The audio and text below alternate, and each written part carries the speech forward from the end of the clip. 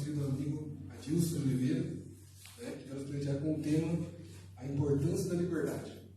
Mas antes de iniciar a palestra, tem alguns recadinhos. Né? Um deles é que no dia 7/5, né, próximo dia 7 de maio, haverá mais um filé mignon à parmegiana. Então, aqueles que tiverem interesse em estar adquirindo, né, é um domingo, tá? É só ligar aqui no nosso lar, ou podem também entrar em contato diretamente aqui presencial para ter mais informações. Bem? Também haverá no dia 27 de maio a Conesc, né, que é um encontro aqui das Casas Espíritas de São Carlos, né, um encontro para a gente estudar, aprender e também confraternizar. Então, quem tiver interesse, tem no Instagram, né, o link do evento, e está sendo divulgado também pela USA. O tema deste ano será 2 mundos, uma só vida. É um evento que parou para a pandemia e está retornando este ano.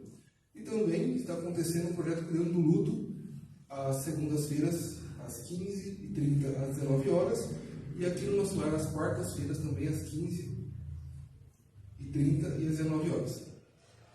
Para a gente, antes de começar a palestra, também para nós sintonizarmos a casa num ambiente tranquilo, farei a prece, que é de praxe, nós cristãos, para nos conectarmos, nos acalmarmos e também esquecermos um pouquinho do nosso dia a dia e nos focarmos aqui.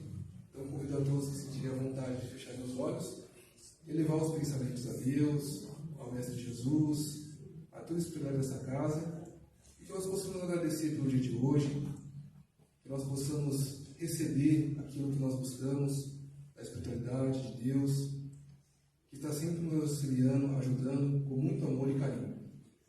Que o nosso palestrante possa nos dar uma outra visão, mais uma perspectiva, mais um conhecimento que vai fermentar em nós essa fé, esse amor de Deus em nossas vidas. E que nós tenhamos mais conhecimentos para progredir como espíritos. Que assim seja. Deus, por favor.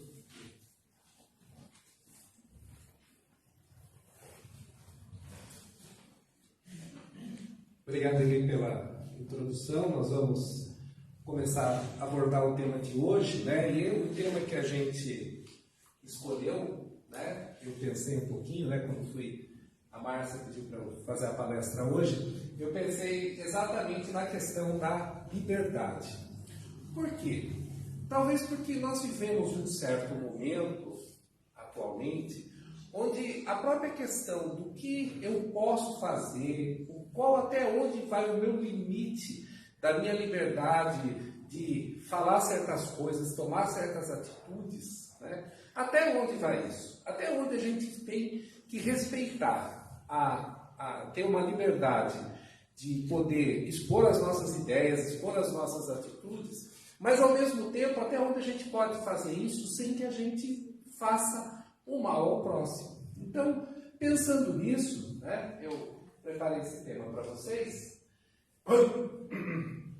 e a gente vai talvez começar a discutir esse tema perguntando exatamente o que é liberdade, né? Com certeza não é a estátua da liberdade que fica em Manhattan, certo? Mas a liberdade, então, a gente pode procurar algumas definições, algumas ideias para a gente discutir. Então, a primeira coisa eu fui lá, busquei lá no Wikipédia, né? E aí, se a gente vai lá, vai estar definido assim: liberdade é, de maneira geral, a condição daquele que é livre.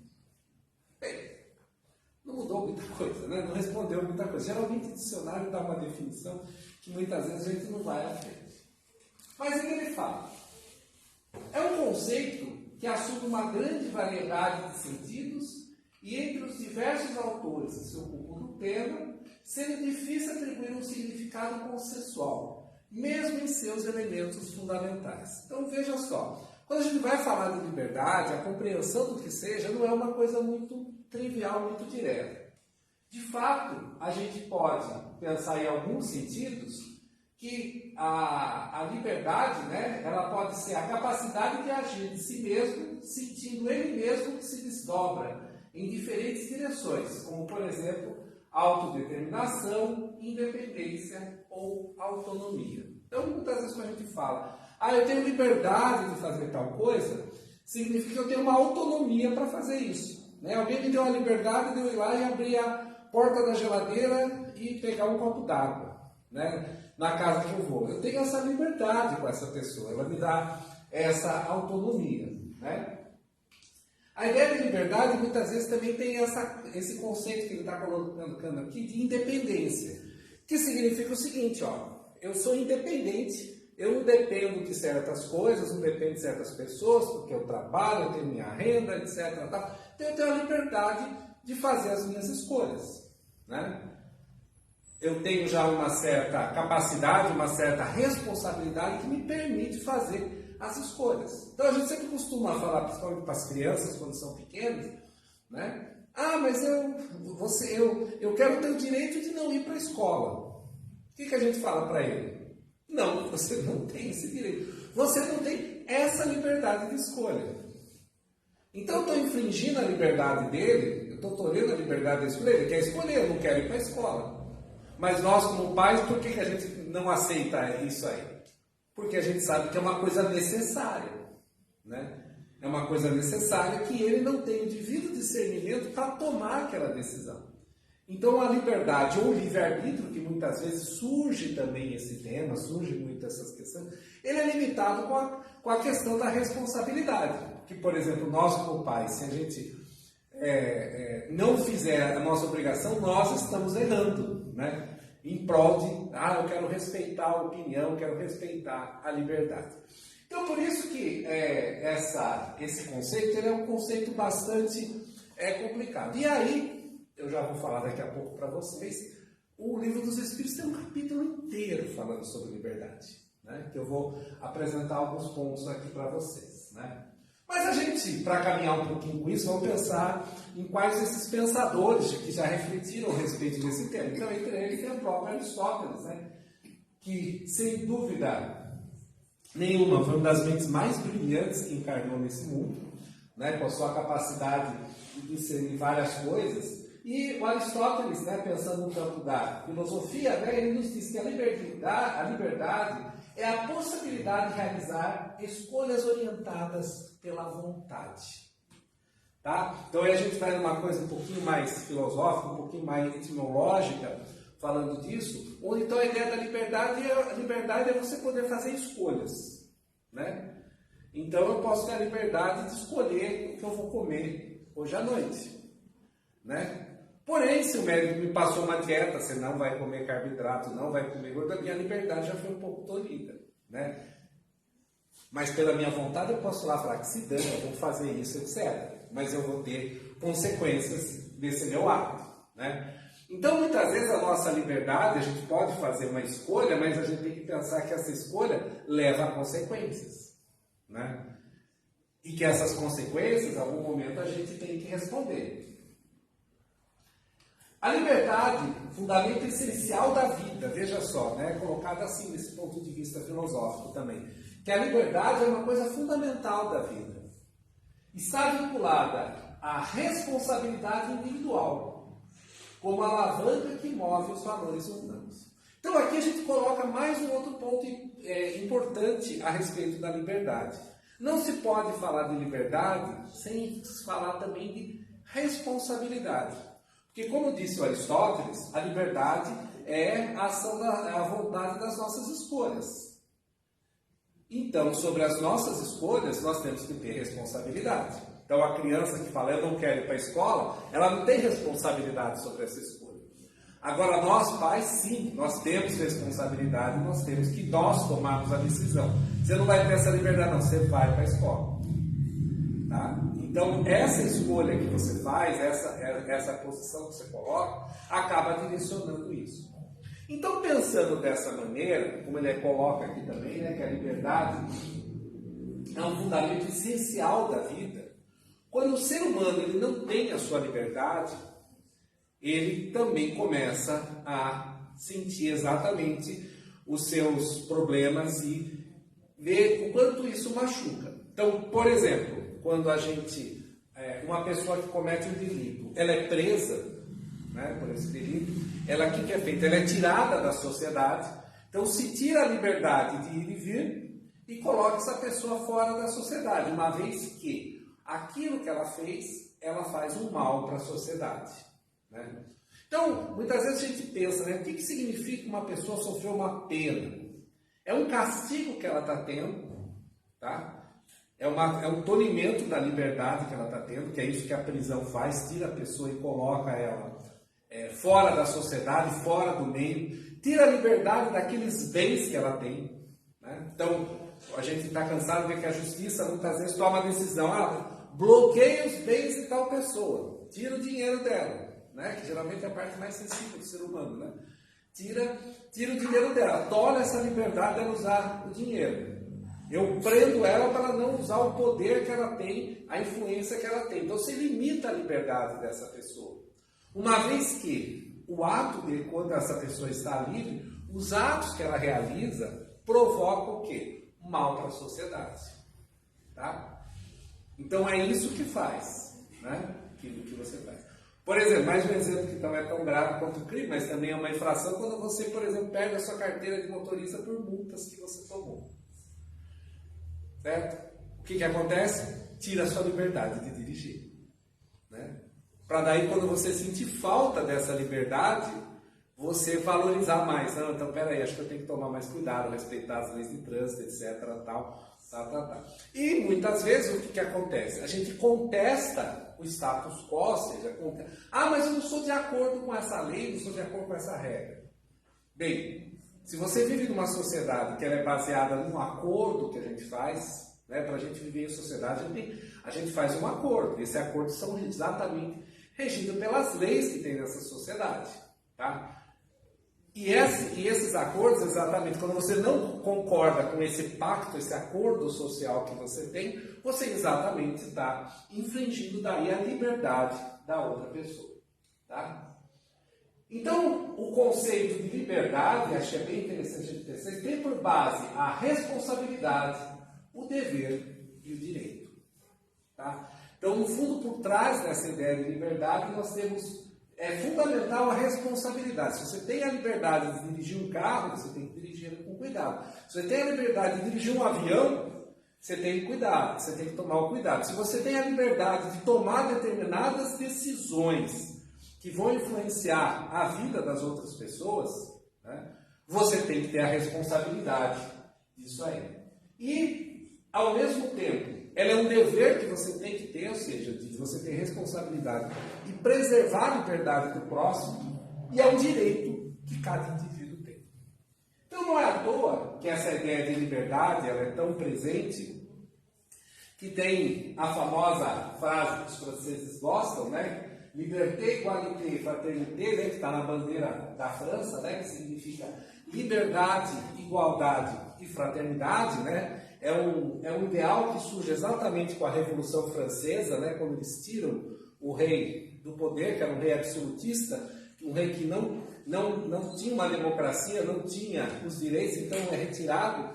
E aí surge exatamente esse pensamento que a gente chama de iluminismo, né, que leva a esses 3 pontos que são fundamentais quando a gente olha, né? A liberdade, a igualdade entre os homens e principalmente a fraternidade entre os homens. Então, esses ideais iluministas vão inspirar tudo que vem depois. Né? A Constituição, por exemplo, dos Estados Unidos, ela surge logo depois da Revolução Francesa, ela traz isso muito marcante. Né? Mas essas expressões elas estão dentro da Constituição Francesa desde 1958, vocês veem, desde a época de lá. Tá?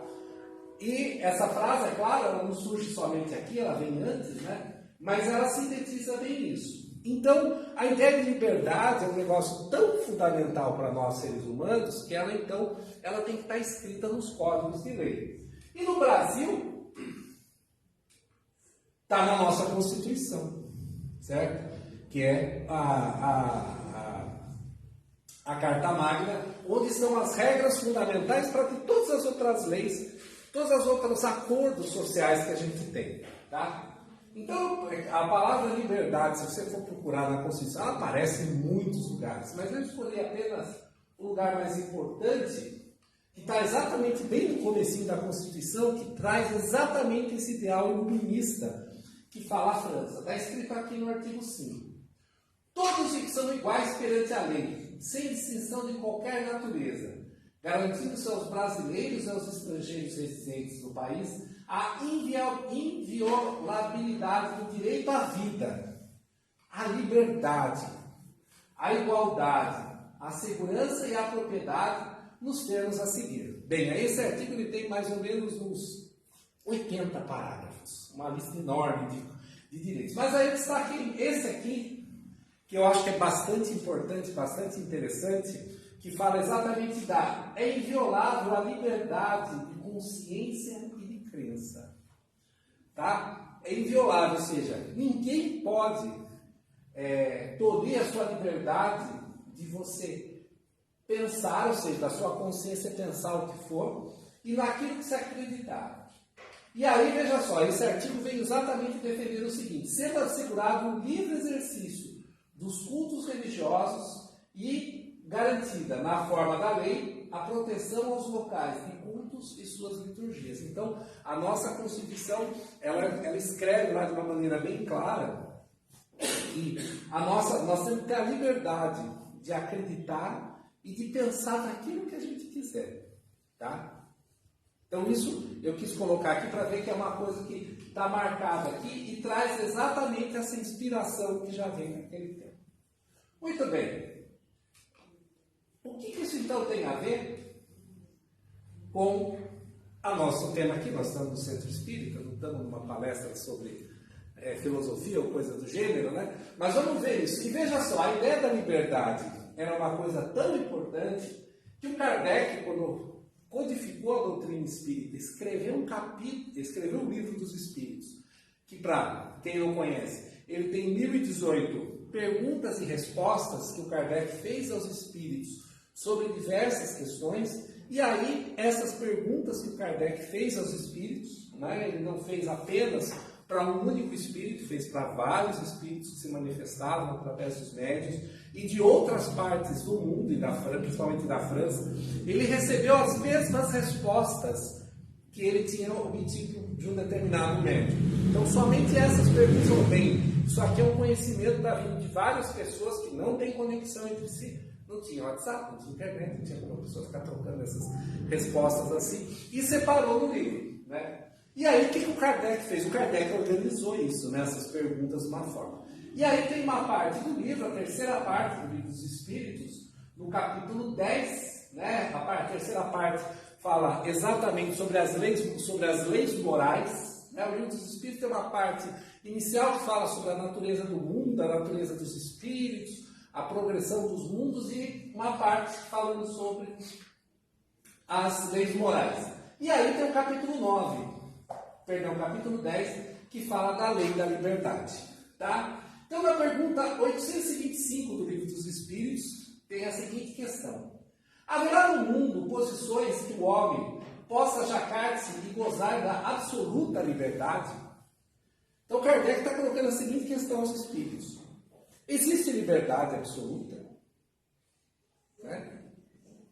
E os Espíritos respondem: não, porque todos precisais uns dos outros, assim os pequenos como os grandes.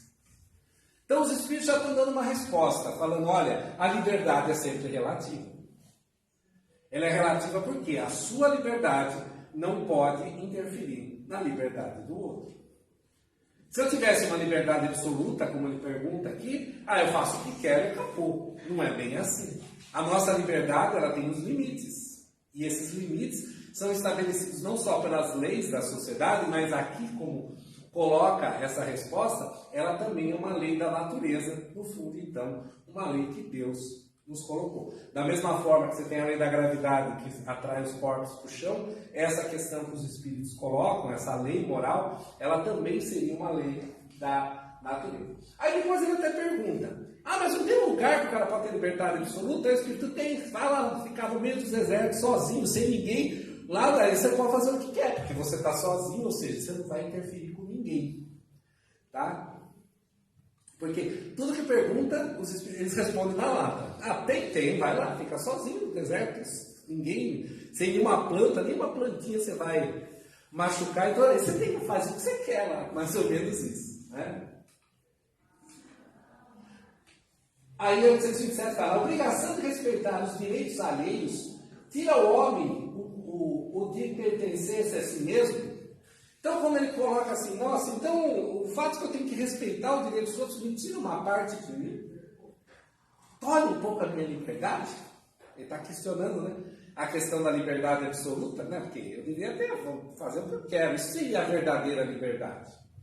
Aí os Espíritos respondem, de modo algum, porquanto esse é um direito que ele vem da natureza. Né? Então, ou seja, ele coloca que no fundo, essa liberdade que nós temos que ter para respeitar o próximo, ela vem exatamente de uma lei da natureza. Então ninguém está te tirando o direito quando fala, para aí, você não pode fazer tudo isso. Né? Aí, a liberdade, isso aqui era a liberdade natural que ele estava perguntando, né? E aí ele pergunta, a liberdade de pensar, é um outro item ali do Livro dos Espíritos. Haverá no homem alguma coisa que escape do constrangimento e pela qual ele goze de absoluta liberdade? Então, alguma coisa que o homem pode fazer, que ele possa ter essa liberdade plena, mas não fira ninguém? Aí ele está lá no meio do deserto, ele fala, no pensamento goza o homem de limitada liberdade, pois não admite barreiras. Pode-se deter-lhe o ímpeto, porém não aniquilado. No fundo ele está falando assim, você tem liberdade de pensar o que quiser. Ninguém vai impedir de você pensar determinada coisa. Tá? Ninguém vai impedir.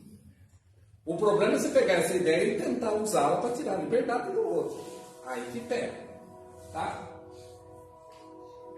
É responsável o homem pelo seu pensamento?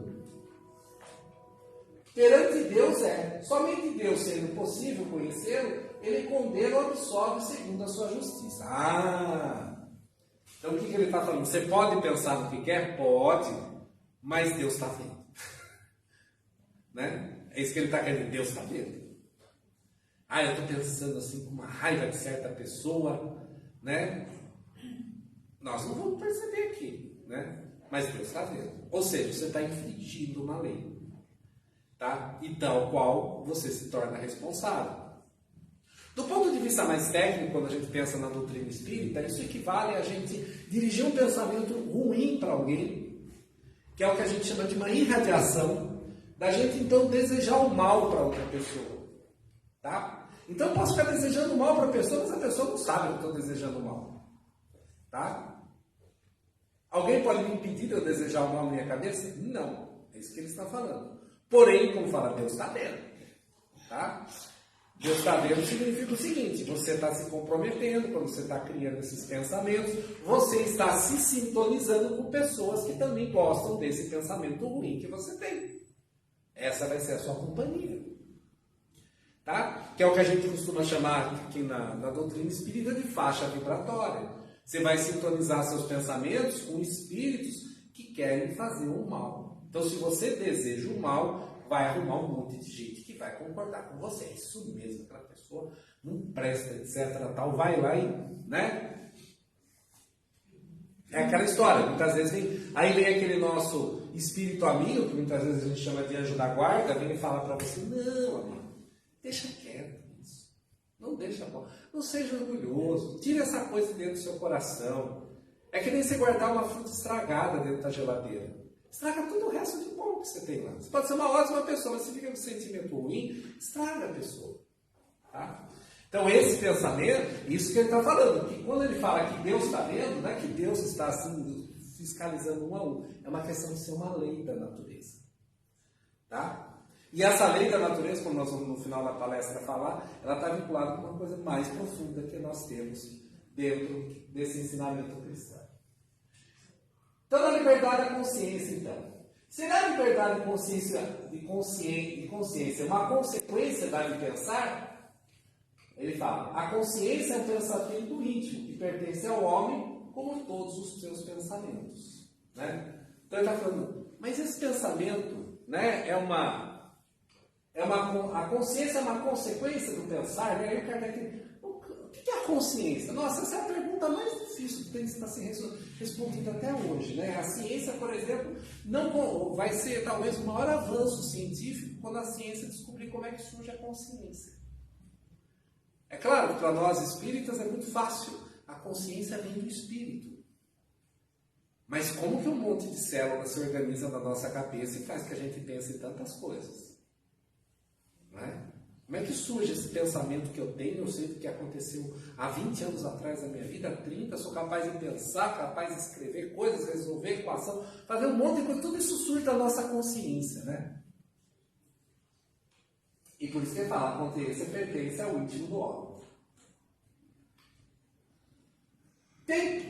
Tem o homem o direito de pôr embaraços à liberdade da consciência? O homem, ou seja, alguém pode querer proibir a nossa consciência? Ele fala, não. Assim como não tem com referência à liberdade de pensar, porque só Deus cabe o direito de julgar a consciência. Quando ele fala que só Deus cabe o direito de julgar a consciência, significa somente cabe a Deus, que fez as leis da natureza, inclusive essas leis morais, de ter as consequências dos nossos pensamentos e da nossa consciência. Assim como os homens, pelas suas leis, regulam as relações de homem para homem, Deus, pelas leis da natureza, regula as relações entre ele e o homem. Tá vendo? Então, deixa muito claro que as leis morais que são apresentadas são leis da natureza, são coisas fundamentais. E quando se fala de leis da natureza, nós estamos falando de leis universais. Tá? Esse conceito que a doutrina espírita trouxe há quase 170 anos atrás, ele é muito profundo. Né? Que quando a gente pensa do ponto de vista de filosofia ou qualquer outra coisa para refletir, esse conceito que a gente tem de certo e errado é uma coisa que parece muito humana, né? Que nós definimos de acordo com a nossa experiência e tal. Mas aqui ele fala, não, isso aqui e vale em qualquer lugar do universo. Né? Daí que a doutrina espírita sempre fala que há muitas moradas na casa do meu Pai, que nós como espíritos não evoluímos apenas na Terra, mas evoluímos em diferentes mundos, de acordo com o nosso progresso, significa que essas leis morais que valem aqui, vai valer no planeta que a gente vai evoluir, sabe lá onde? Numa galáxia muito, muito distante. Tá? E aí chega uma coisa que é muito comum, a história do livre-arbítrio. Essa coisa eu justamente pensei nesse termo da liberdade, porque algumas vezes a gente vê também nas comunicações mediúnicas, né, quando a gente conversa com entidades, as entidades virarem e falarem assim, mas você está inferindo meu livre-arbítrio, eu quero continuar a ficar perturbando aquela pessoa. Vocês não estão jogando com as suas regras. Ele fala. Eles falam, não, peraí, aí vai aqui o que ele falou, a sua liberdade não é a liberdade de ficar perturbando o outro, fazendo mal para o outro. Isso não está certo. Não está certo. Não está certo de acordo com o código estabelecido. Né? Não está certo, sei lá, prejudicar o outro. Isso não é liberdade. Você não tem liberdade para prejudicar o outro. Mas o outro fez mal para mim, etc. Eu quero me vingar dele. Não só os desencarnados falam isso direto, né? Mas a gente fala, não, existe a justiça. A justiça humana, claro que ela é falha, porque é feita pelos homens. As leis, as regras, pessoal. Por isso que vira e mexe, fica reformulando lei, fica fazendo coisa. Etc. A Constituição tem uns 450 mil emendas constitucional, né? Tá? Tem algumas coisas que não podem mexer na Constituição. Esse artigo 5º que eu mostrei aqui não pode mexer. Ninguém pode revogar esse artigo. Chama cláusula pétrea, né? Não pode ser revogado, mas as outras coisas mexem toda hora, né? Bem, e aí eles falam, não, mas eu tenho livre-arbítrio, eu tenho essa coisa. Não, peraí, seu livre-arbítrio não vai. Porque a sua liberdade termina onde você vai influenciar do outro. E aí, o Kardec pergunta, tem o homem livre-arbítrio de seus atos? Pois tem a liberdade de pensar, tem igualmente a de obrar, ou seja, de fazer. Pois sem o livre-arbítrio, o homem seria uma máquina. Né? Na época, o Kardec não imaginava, nem os espíritos imaginavam que existia um negócio que a gente chama de inteligência artificial, né? Que agora está pensando muita coisa. Né? Então, a gente até fica assustado com isso. Então, você vê que a própria questão do pensamento, essa é a grande questão, né? Uma máquina, ela pensa, mas será que ela tem consciência? Esse é o grande desafio, que a ciência não sabe responder isso hoje. Né? Nós pensamos, mas nós temos consciência, nós sabemos, aquele famoso penso, logo existo, né? Que é o princípio que o Descartes colocou para desenvolver toda a filosofia, né? Que é uma abstração de tudo que existe. A única coisa que ele pensa, então, já que eu penso, eu existo. Será que a máquina, o software da inteligência, o chat PT lá, que todo mundo está doido lá perguntando as coisas, ele tem essa coisa? Esses que estão rodando agora são só algoritmos, que sabem te dar a resposta como uma calculadora te dá a resposta à raiz de 158.329. Né? 150.329. Você aperta o calculador, dá o número para você. É só um algoritmo que ela roda. Tá? Aí vem a pergunta. Sobre os atos da vida, nenhuma influência exerce o organismo? E se essa influência existe, não será exercida com o prejuízo do livre-arbítrio? Bem, se a nossa consciência está no espírito, será que o nosso corpo prejudica as nossas decisões? E se é o meu corpo, veja só, as pessoas gostam de separar, né, o espírito do corpo, né? Ah, foi meu corpo que fez, não foi meu espírito. Não dá, né? Foi aquela mão boba, né? A minha mão que é boba. Não. Os espíritos respondem na lata. É inegável que sobre o espírito exerce influência a matéria. Sim, a matéria exerce influência sobre o espírito. Por isso que nós estamos aqui encarnados. Senão a gente não sabe encarnar. A gente vem encarnar aqui nesse mundo de provas, expiações, etc. Encarna num corpo que nos coloca um monte de limitações. Encarna numa família que nos coloca um monte de questionamentos, um monte de coisas. Né? Tudo isso é decorrência o quê? Para exatamente o espírito interagir com a matéria. Tá? Daí vem que nos mundos onde os corpos são menos materiais do que na Terra, as faculdades se desdobram mais livremente. Porém, o instrumento não dá a faculdade. Ou seja, em mundos mais evoluídos, os espíritos não precisam encarnar em corpos. Eles costumam falar de corpos densos, ou seja, corpos mais materiais, com tanto problema que dá o nosso corpo, né? Desde que a gente nasce, ele vai envelhecendo, vai dando problema, a gente vai consertando. Né? Uma hora não tem conserto, aí o corpo morre. Tá? Além disso, cumpre-se e se distingam as faculdades morais das intelectuais. Tendo um homem o instinto do assassino, seu próprio espírito, indubitavelmente, quem possui esse instinto, e quem lhe dá. Não são seus órgãos que lhe dão. Então, é o que ele está querendo dizer.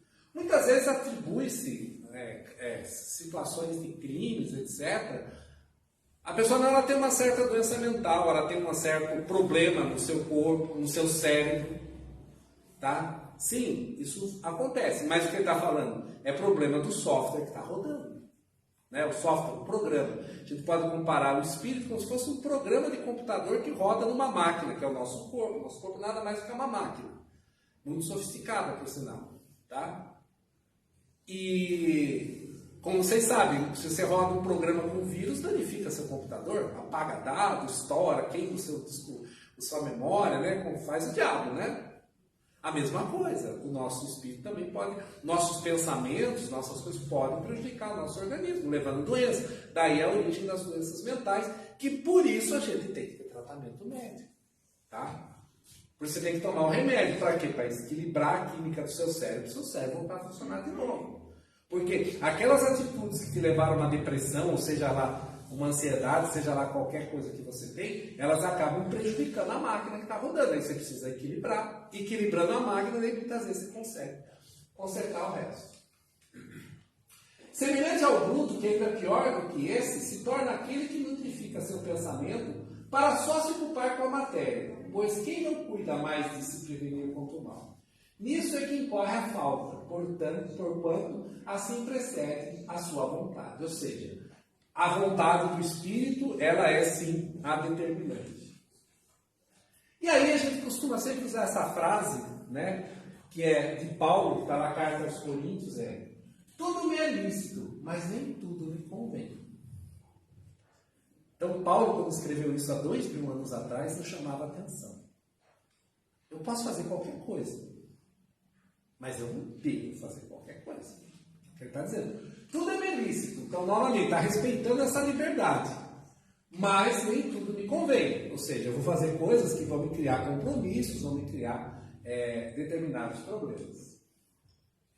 traz a ideia de que ser livre não é fazer tudo o que se quer, mas se conscientizar e se responsabilizar por aquilo que escolhemos. Tá? Então, essa conexão da liberdade, ela traz exatamente esse ponto da gente pensar naquilo que tem a nossa responsabilidade. E a gente faz o tempo todo escolhas em nossa vida.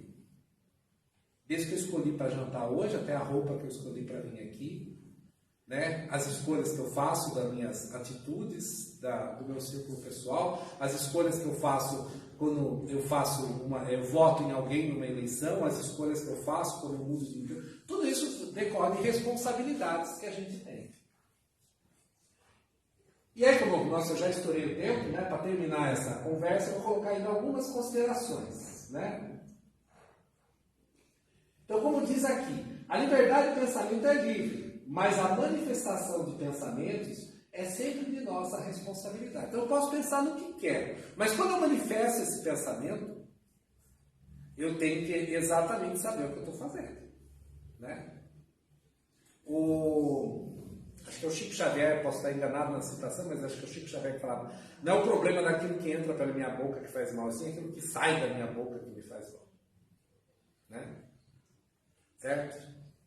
Então é isso que a gente tem que se preocupar.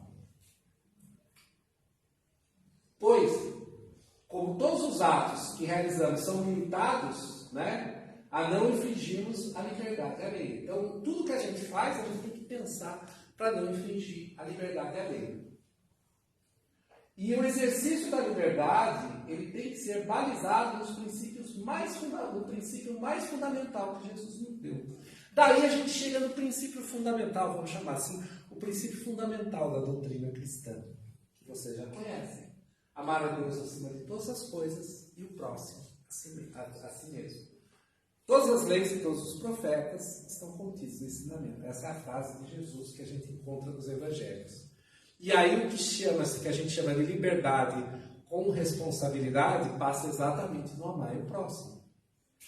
Se eu quero fazer alguma coisa que não gostaria que fizesse comigo, eu não devo fazer com o meu próximo. Né? Se a minha liberdade vai ofender uma certa pessoa, eu não devo fazer, porque eu não quero que me ofenda. Se a minha liberdade vai prejudicar determinadas pessoas ou determinado grupo de pessoas, eu não devo fazer. Tá? Então, no fundo, quando os Espíritos falam sobre a lei da natureza de Deus, a lei é essa. Jesus já nos disse. Essa é a lei fundamental. Né? E essa lei deve ser fundamental para tudo que a gente imagina. Né? Ou até a própria lei da gravidade deve ter a ver com isso aí. Talvez no fundo. Mas a gente sequer tem ideia disso. Tá bom? Então, era isso que eu queria falar para vocês. Obrigado pela atenção.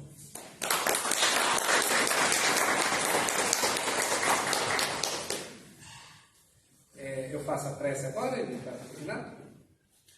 Então, como ele fez uma prece para abrir a nossa conversa aqui, a gente também faz a prece para terminar essa nossa parte aqui, justamente para que a gente aproveite esses pontos que a gente colocou, essas coisas aqui a refletir, eles possam nos ajudar a pensar um pouco sobre a nossa vida. Esse é o objetivo da gente vir aqui até a casa, né? A gente convida vocês a assistirem essas palestras, essas conversas aqui, para que justamente a gente possa receber alguma coisa e sair pensando.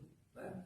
E aí depois, daqui a pouquinho, a gente vai para o passe, onde do passe a gente vai receber aquele auxílio para ajudar-nos a aliviar as nossas angústias e os nossos problemas. Né? Eu costumo falar, é como a gente receber uma aspirina para parar a nossa dor de cabeça. Né? A aspirina não cura a dor de cabeça, ela só faz que a gente não sinta a dor da cabeça. Para dar tempo que o nosso corpo se cure e aí pare a dor de cabeça. Né? Os analgésicos geralmente funcionam para isso. Se você não cuida da causa, a dor de cabeça continua. O passe da mesma forma. Ele nos ajuda a aliviar nossas angústias, os nossos problemas. Porém, se a gente não vai ao fundo tentar consertar o que está nos levando a esses problemas, a gente não vai ficar bem. Ok? Então, por isso, vamos mais uma vez elevar os nossos pensamentos para Deus e para Jesus. Agradecer o Divino Mestre que, através dos seus mensageiros de luz, estiveram presentes aqui na noite de hoje, nos auxiliando, nos ajudando na conversa que fizemos.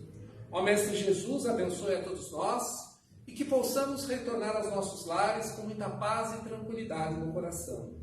Que essa paz e tranquilidade também seja compartilhada com todos aqueles que convivem conosco, com todos aqueles que vivem nós, e também seja compartilhada com aqueles que por algum motivo não gostam de nós, não nos desejam bem.